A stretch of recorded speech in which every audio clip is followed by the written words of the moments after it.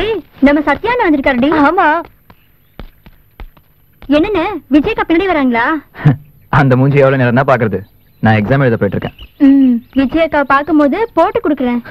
அது சரி, நீங்க எக்ஸாம் எப்படி எழுதிருக்கீங்க? சாரதா டீச்சர் இருக்க வரைக்கும் எங்களுக்கு என்ன கவலை?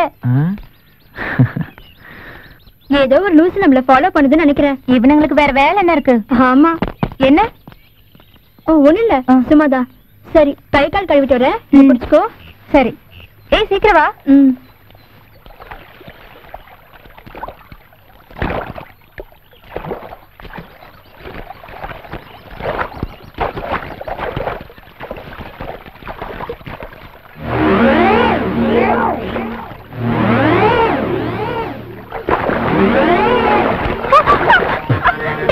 சொல்லுடி, எனக்கு காதலிக்கிறேன்னு ஒரு தடவை சொல்லிட்டு போடி. எனக்கு பதில் சொல்லிட்டு போ. காதலிக்கிறேன்னு சொல்லுடி. எனக்கு ஒரு பதில் சொல்லிட்டு போடி. இது அவளுக்கு எனக்குள்ள விஷயம். நீ தலையிடாத. என்ன சத்தாங்க?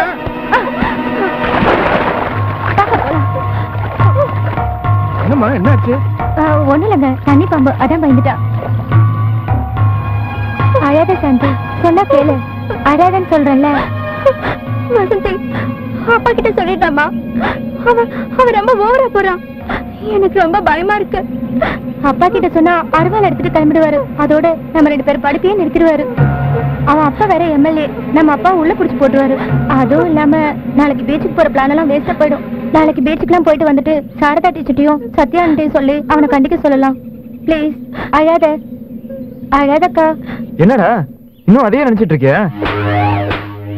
டேய் டேய், தாசிட்ட சொல்லி தூக்கிட்டு வர சொல்லட்டுமா? சத்யாடா பரீட்சைக்காக பல மாதிரி வரான்டா. டேய் எங்கடா போயிட்டீங்க? கோயில் கிட்ட தேடிட்டு இருக்கோம் உங்க எல்லாரையும். டேய் டேய் டேய், நான் நல்ல மூட்ல இருக்கேன்டா. சாயந்தரம் பரீட்சை முடிச்சுட்டு சினிமா போலாமா? டேய் ஏற்கனவே மூட் அவுட்ல இருக்கான்டா. மூட் அவுட்டா? அப்போ வழக்கம் போல தண்ணி அடிச்சிட வேண்டியதா? தண்ணி அடிக்க வரையா இன்னைக்கு? டேய் என்னடா சும்மா பேச்சுக்கு சொன்னா? நான் இன்னைக்கு அடிச்சிருக்கேன், என்னால முடியாது. இன்னைக்கு சாயங்காலம் எங்களோட நீ மலையேற வர. மலையா? டேய் பீச்சுக்குடா. பீச்சுக்கா? நான் பீச்சுக்கு வந்தா உன் மூடு மாறிடுமா? நீ வரேன்னு சொல்லு, கட்டாயமா என் மூடு மாறிடும். கண்டிப்பா வரேன். ப்ராமிஸ்? ப்ராமிஸ். போலாம் வா. வர போலாம். உங்க வீட்ல என்னடி சொல்லிட்டு வந்த?